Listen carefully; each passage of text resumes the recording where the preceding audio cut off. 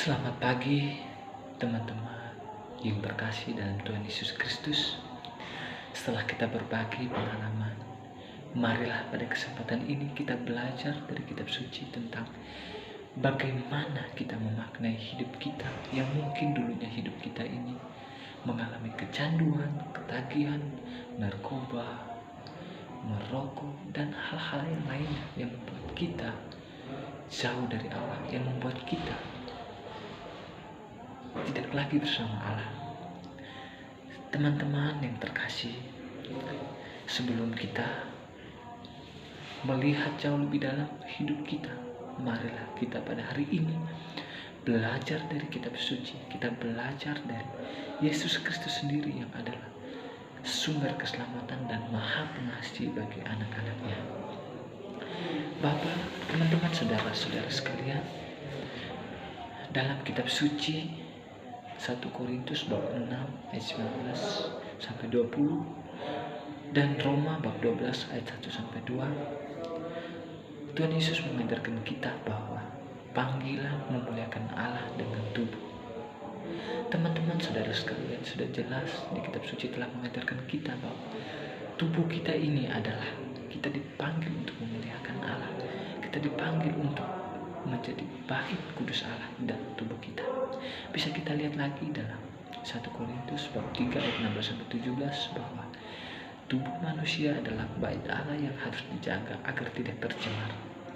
Teman-teman yang terkasih, mungkin kita sebagai manusia yang berdosa, manusia yang seringkali tegak-tengkuk, manusia yang seringkali tidak setia dan tidak taat kepada Tuhan, kita seringkali jatuh dalam ketagihan-ketagihan seperti ketagihan narkoba, ketagihan merokok, ketagihan pornografi yang membuat kita jauh dari Tuhan, yang merusak tubuh kita, sehingga tubuh kita ini yang sebenarnya menjadi bait kudus Allah tercemar, sehingga kasih karunia-Nya tidak bisa sampai di dalam hati kita, di dalam hidup kita. Bapak, Ibu, dan teman-teman, saudara-saudara sekalian, kita pada hari ini diajak untuk memuliakan Allah dengan tubuh kita ini, agar tubuh kita ini menjadi bait kudus Allah, bait yang harus dijaga agar kita tetap menjaga kemuliaan Tuhan dan kasih Tuhan dalam hidup kita. Teman-teman, saudara-saudara sekalian, untuk mendalami lagi bagaimana proses hidup kita, memaknai hidup ini, marilah kita membaca kitab suci Injil Lukas bab 15 ayat 11 sampai 32. Dalam Injil Lukas bab 15 ayat 11 sampai 32 ini mengajarkan tentang perumpamaan anak yang hilang. Setelah kita membacakan dan merenungkan kitab suci bab Injil Lukas bab 15 ayat 11 sampai 32, perumpamaan ini menceritakan tentang seorang anak yang hilang. Perumpamaan ini disampaikan Yesus setelah para ahli Taurat, orang Farisi bersungut-sungut karena Yesus menerima para pemungut cukai dan orang berdosa untuk mendengarkan pengajarannya. Perumpamaan domba yang hilang, dirham yang hilang, dan anak yang hilang, yaitu sama-sama menjelaskan bahwa kegembiraan seseorang yang menemukan kembali miliknya yang hilang. Teman-teman, saudara, teman-teman yang terkasih, mungkin ketika kita atau dompet kita hilang, atau sesuatu barang berharga kita hilang, ketika kita ketemu lagi dengan barang tersebut, maka perasaan senang, perasaan gembira selalu ada di dalam hidup kita. Begitupun dengan Tuhan Yesus. Dia merasa senang, merasa gembira ketika kita hilang, kita jauh dari jalannya. Namun pusat perhatian dari seluruh perumpamaan ini bukan hanya sekedar orang Farisi atau orang berdosa saja, melainkan kita manusia ini. Antara saya dengan saudara dan teman-teman dengan yang lainnya, sumber keselamatan yang ingin disampaikan Tuhan Yesus itu kepada kita semua. Tuhan Yesus membuka jalan kepada kita bagaimana Ia mau kembali mencari kita yang hilang. Tuhan Yesus pernah bersabda kepada kita, bukan orang yang tidak sakit memerlukan tabib, tetapi orang yang sakit yang memerlukan tabib. Dalam ayat ini Tuhan Yesus ingin mengatakan kepada kita, bukan orang yang benar yang Tuhan Yesus ingin datang, tetapi kita, orang-orang yang berdosa, orang-orang yang seringkali berbuat dosa, yang seringkali tidak setia kepada jalan Tuhan. Perumpamaan ini ini juga mengisahkan tentang seorang ayah yang memiliki dua anak, yaitu si sulung dan si bungsu. Si bungsu meminta bagian harta miliknya kepada ayahnya dan kemudian pergi ke luar negeri untuk menghabiskan harta benda, menghabiskan segala kepunyaan yang ia miliki, menghabiskan dengan para pelacur-pelacur, berfoya-foya, minum. Ia menghamburkan uangnya, dan pada ketika itu ia mengalami jatuh miskin, ia mengalami penderitaan, dan ketika ia mengalami penderitaan, ia sangat dihina, sangat-sangat dihina. Dia tidak mempunyai apa-apa, harta tidak punya, keluarga tidak punya, dan disinilah ia merasa sendiri, ia merasa tidak ada artinya hidup ini. Tetapi ia memutuskan kembali ke rumah ayahnya, dan apa yang dilakukan ayahnya menyambut anak itu dengan sukacita. Namun anak sulung yang selalu dekat dengan ayahnya, ia merasa iri hati, ia merasa tidak senang karena ia merasa ia yang selama ini yang dekat selalu dengan Tuhan, yang selama ini mengikuti perintah Tuhan, yang selama ini mengikuti jalan-jalan yang diajarkan Tuhan, ia tidak disambut sedemikian rupa, ia tidak diberi apa yang baik. Ketika anak sulung itu datang, anak bungsu itu datang, Tuhan memberikan pakaian yang bagus, memakaikan cincin, memakaikan sepatu yang bagus, memakaikan jubah yang bagus yang belum pernah ia pakaikan. Ini adalah bukti bahwa Tuhan sungguh-sungguh mengasihi kita. Tuhan sungguh-sungguh mau menerima kita padanya, walaupun kita orang berdosa, walaupun kita seringkali mengalami kecanduan, mengalami ketagihan yang membuat kita jauh dari Tuhan. Tetapi dengan teladan si anak bungsu ini, ia berani keluar dari dalam diri, ia berani keluar dari zona nyaman. Ia mau mengakui dengan rendah hati bahwa ia telah berdosa, bahwa ia sungguh-sungguh menyesali perbuatannya dan kembali kepada Bapa. Teman-teman sekalian, yang ingin saya tekankan di sini adalah keberanian, kerendahan hati mengakui segala dosa-dosa dan mau kembali lagi di jalan Tuhan. Mungkin sebagai sumber refleksi bagi kita mungkin seringkali ketika kita sudah jatuh ke dalam dosa, ketika kita sudah masuk ke dalam dunia kegelapan, narkoba, pornografi dan hal-hal yang lain yang membuat kita jauh dari Tuhan, yang membuat kita sangat hidup di dalam kegelapan, yang membuat kita lemah, yang membuat kita merasa hidup ini hamba. Tetapi ingat teman-teman, saudara-saudara sekalian, Tuhan Yesus mau menerima kita apa adanya. Walaupun kita orang berdosa, walaupun kita ini tidak ada artinya, tetapi Tuhan mau menerima kita. Yang ingin ditekankan pada Injil Lukas pada hari ini adalah seorang anak sulung. Ia merasa iri, ia merasa ia yang selama ini melakukan kehendak Bapa, ia selama ini berbuat baik, mengikuti perintah Tuhan, tetapi tidak disambut sedemikian rupa. Sikap iri hati ini seringkali muncul di dalam pribadi kita, seringkali muncul dalam hati kita. Ketika kita lihat orang lain berhasil, orang lain sukses, kita mempunyai sikap iri. Kita merasa orang lain itu curang, kita merasa orang lain itu berbuat yang semena-mena sehingga ia sukses. Sikap ini yang seringkali membuat kita, Bapak Ibu, saudara-saudara sekalian, yang seringkali muncul dalam kita sebagai manusia, sikap iri hati, sikap tidak mau mengampuni, mengasihi sesama kita. Inilah yang membuat kita jauh dari Tuhan. Tetapi dengan penuh pengertian, dengan penuh hikmat, ayahnya memberi ia pengertian bahwa ia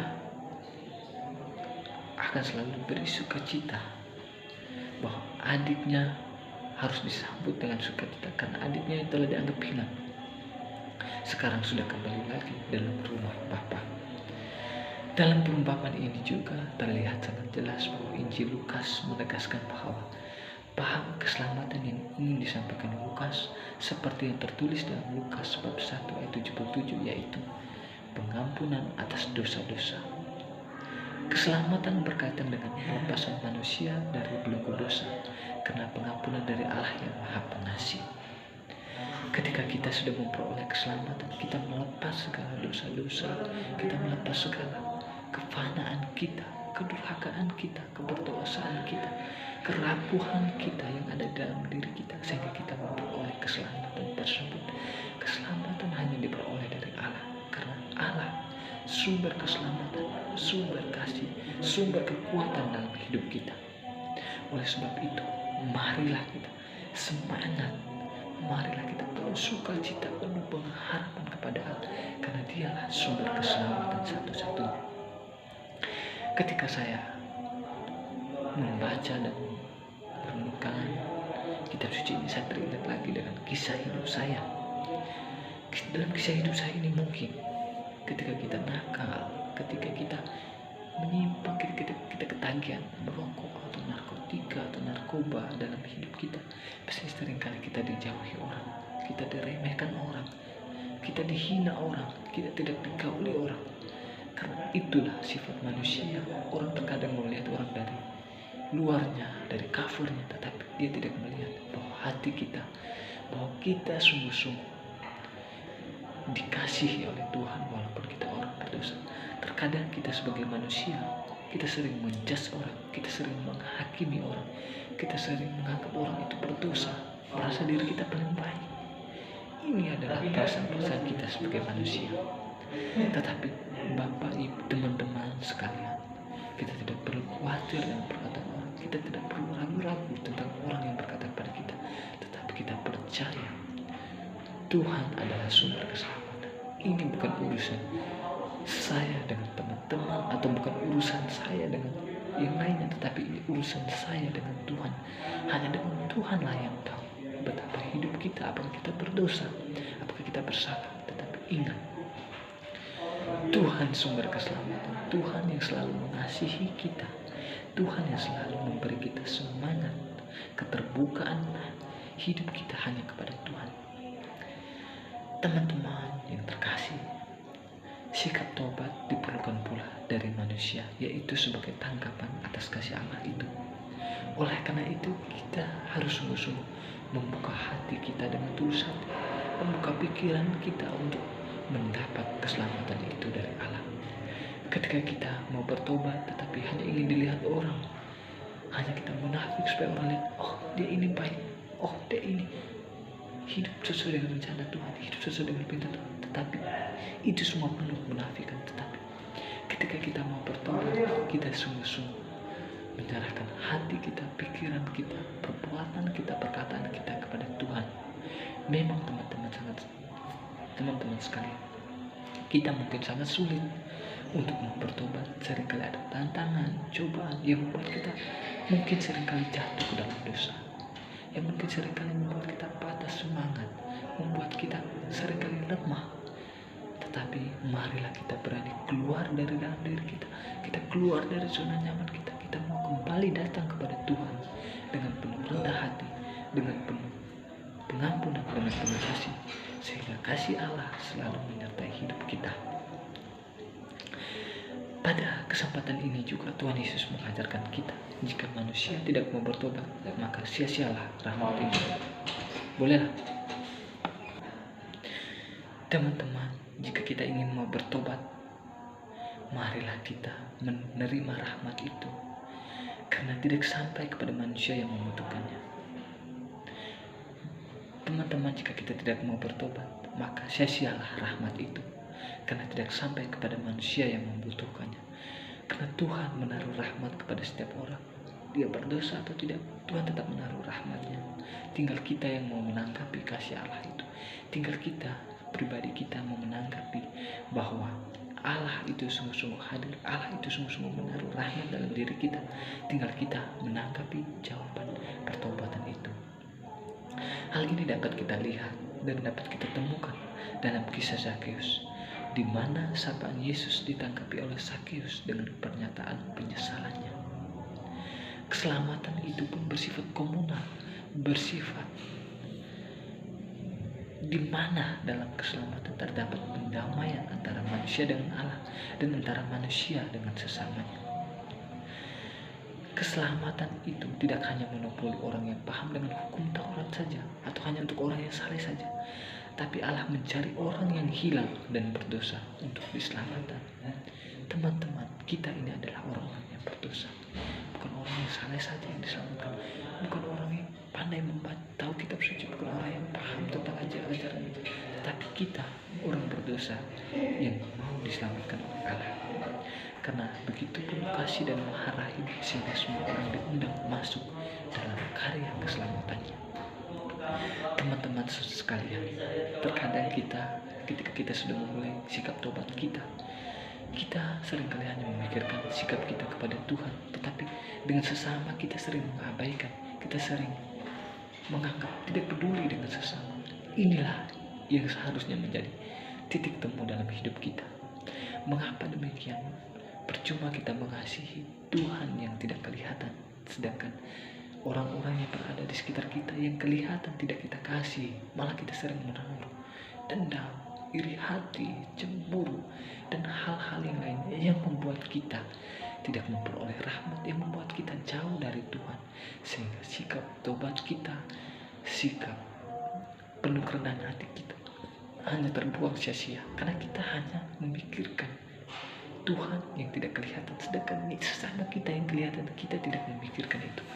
Marilah kita menyatukan bagaimana hubungan kita dengan Tuhan, bagaimana hubungan kita dengan sesama kita untuk membawa pertobatan kita ini. Teman-teman yang terkasih, ketika saya merefleksikan pengalaman kita ketika kita jatuh ke dalam dosa, ketika kita mempunyai ketagihan, itu narkoba, itu merokok, itu pornografi, itu kriminal, kita seringkali dijauhi oleh orang lain. Kita mungkin seringkali dianggap orang itu tidak ada apa-apanya. Kita seringkali dianggap orang rendah, dihina, dijauhi. Ini adalah tantangan dalam hidup kita. Mungkin karena kita dihina, kita diolok, kita dijauhi, kita seringkali lemah, kita seringkali tidak punya penuh harapan. Kita seringkali jatuh semangat, putus asa, ingin bunuh diri dan hal-hal lain. Tetapi ingat teman-teman yang terkasih, Tuhan Maha Pengasih, Tuhan Maha Pengampun, Tuhan Maha Penyayang.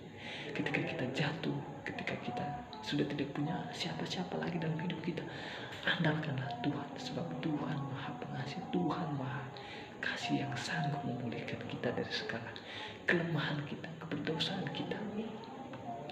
Terkadang hal-hal seperti ini harus kita berani, harus kita keluar dari zona nyaman kita, agar kita bisa menanggapi kasih Allah yang sungguh-sungguh hadir di dalam hidup kita, yang sungguh-sungguh hidup dan tinggal di dalam kita.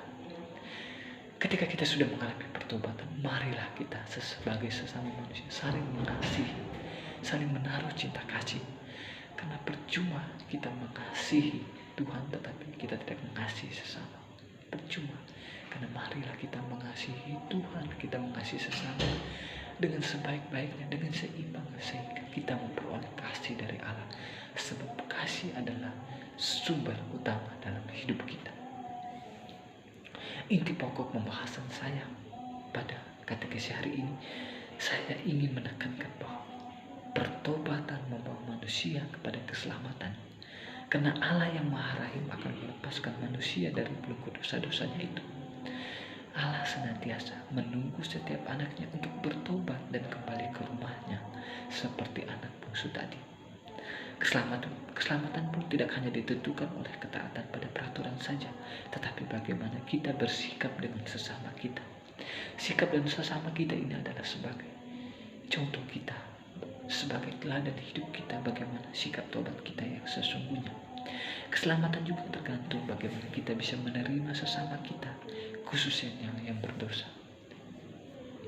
Ketika kita semua menerima orang lain, kita mau melihat orang lain sebagai diri kita, bahwa kita menerima keselamatan, kita mau menerima Tuhan yang hadir dari dalam orang tersebut. Karena orang tersebut sungguh-sungguh dia mempunyai hilang harapan, dia putus asa karena dia dijauhi orang.